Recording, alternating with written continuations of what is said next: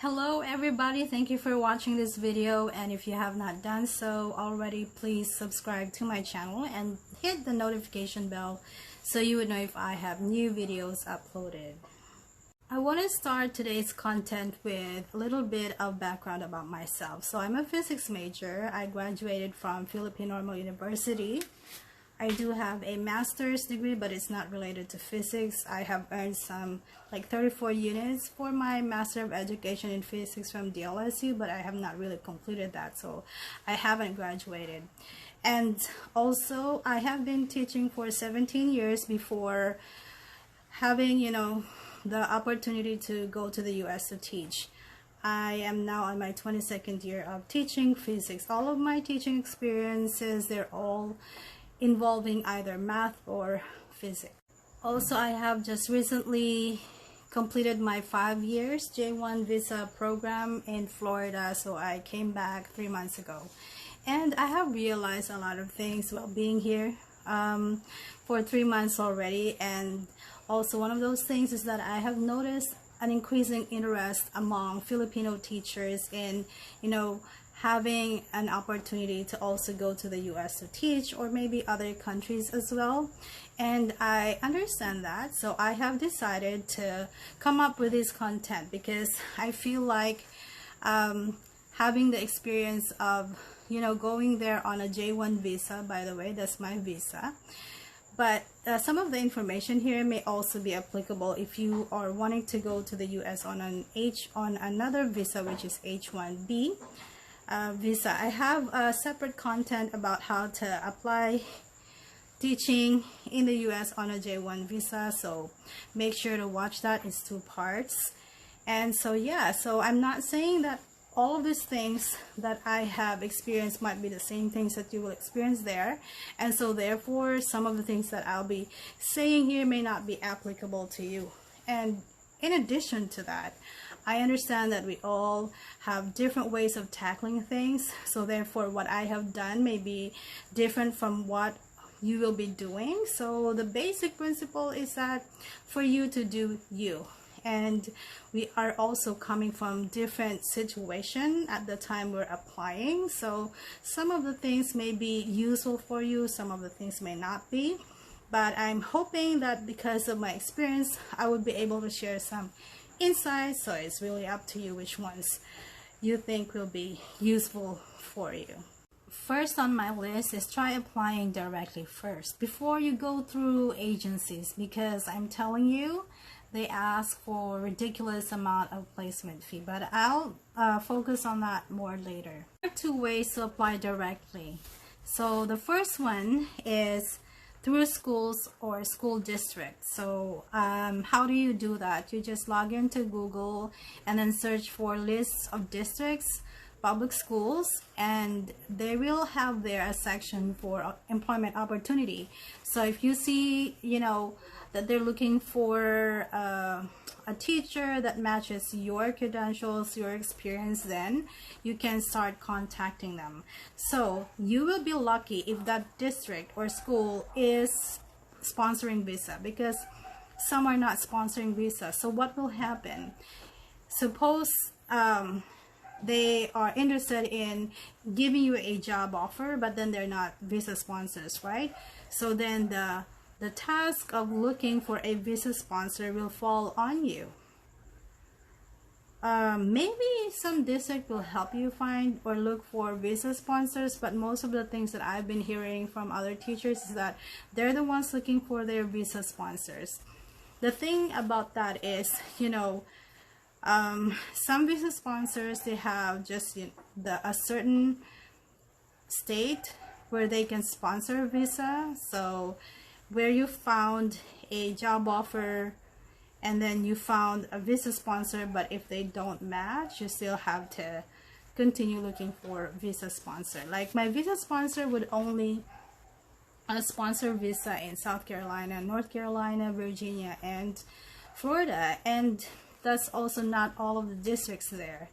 So, but then again, that's one way. Again, you can Google for districts or schools and then look for employment opportunity there.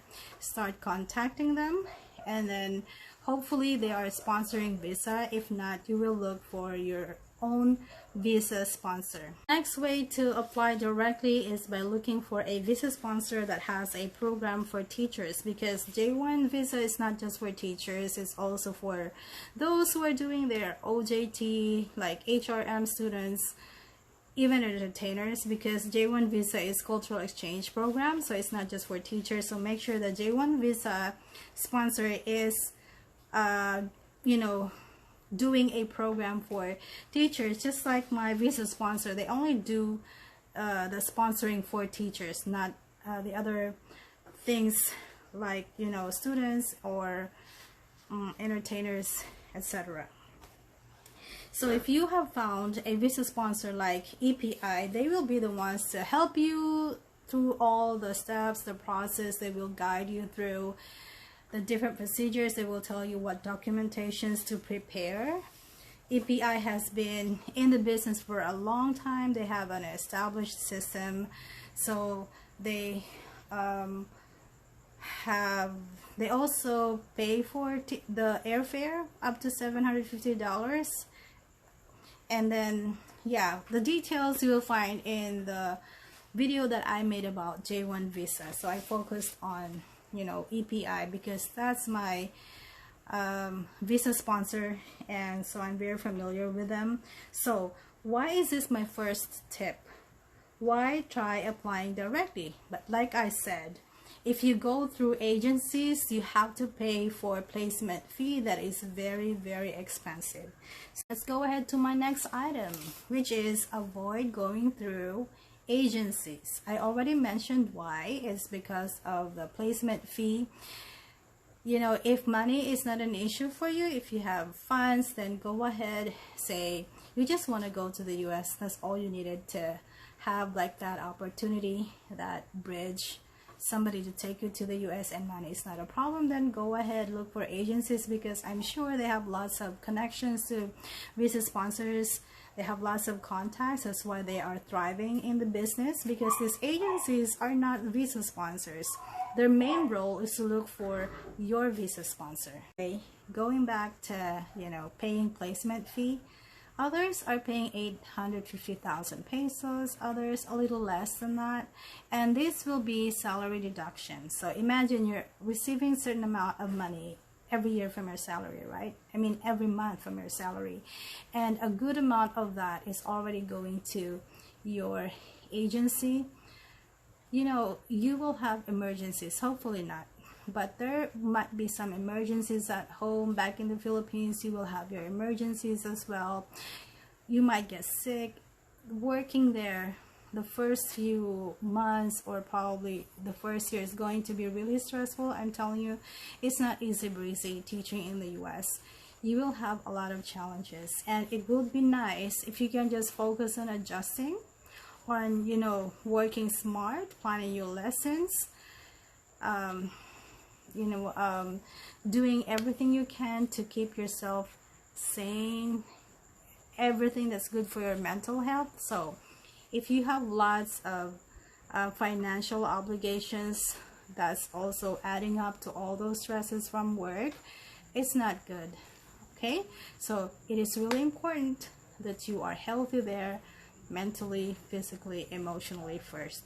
So one of the things that will help you do that is avoiding so much debt before going to the US, and that includes avoiding agencies. So if there is a way for you to go to the US without paying placement fee, why not do that, right? So try the applying directly first before going through the agencies.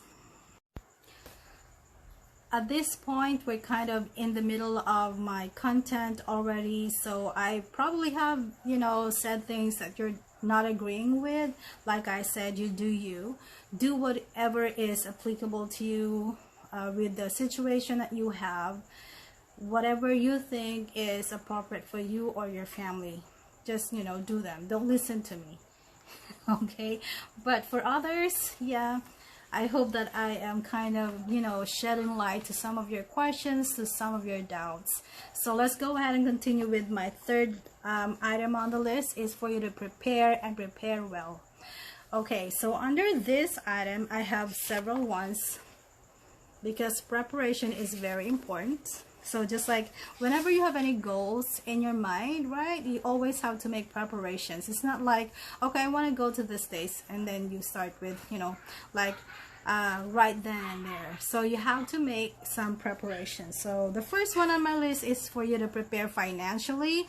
Even if you are applying directly to district or visa sponsor, there are still some expenses you have to be prepared for. So at least you don't have to worry about the placement fee anymore, which is really expensive, right? I already mentioned that. But financially, so that you can avoid debts.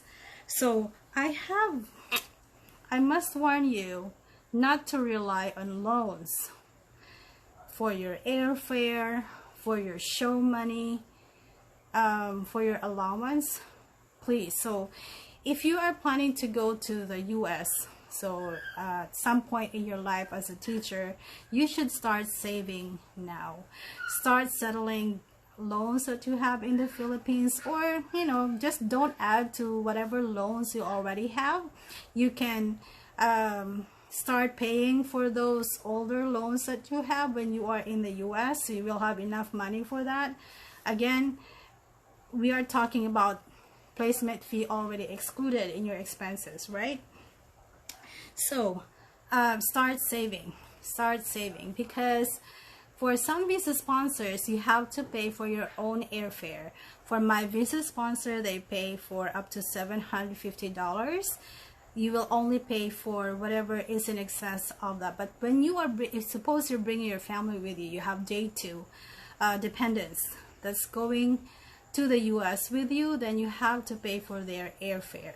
So if you're not financially ready to take them with you, then you can work first. You go ahead and go there first on your own, and then save money for the airfare, and then they can follow you after a few months or after a year. So yeah, that can be done. At least you did not, you know, take up loans for the airfare, right? So if you have saved for it, then it is better. Also, you have to have some show money. So still at this point, they are requiring around 2,000 US dollars. So that's 100,000 pesos in your bank account. And again, I have mentioned this in my other video. It's not like money that you show one time and then you will withdraw it because you're giving it back to your brother or whoever you borrow the money from. It's not like that. It has to be in the bank.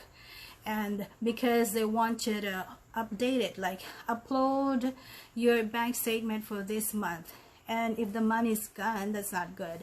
So it has to stay in your bank account for a long time until you are in the United States. So save for it. Again, do not rely on loans if possible. So if you want to go to the States and you're not ready financially, then prepare for a year or 2, right? So next, but for others, they can do it.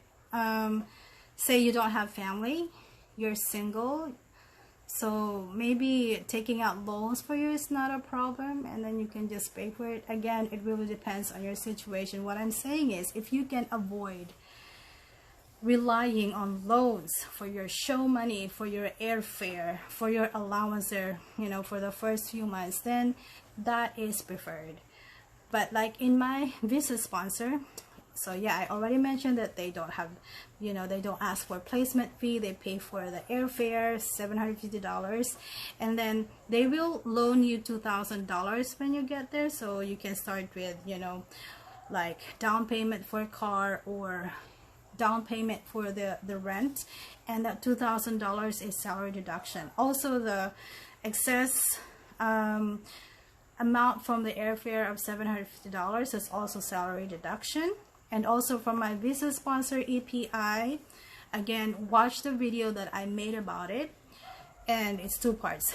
Anyway, so they also give teachers laptop and cell phone for free. They're not going to pay for it. So that is why if you have, you know, like visa sponsor on your list, try EPI first.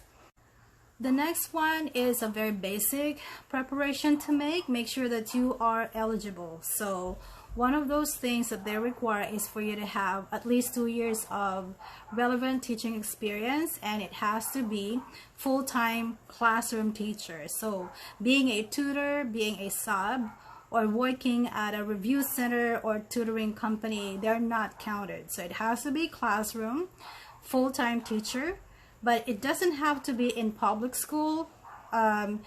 It's all right to have teaching experience in college, in universities, in private school or public school, as long as it's aligned with the position you're applying for, and also your bachelor's degree.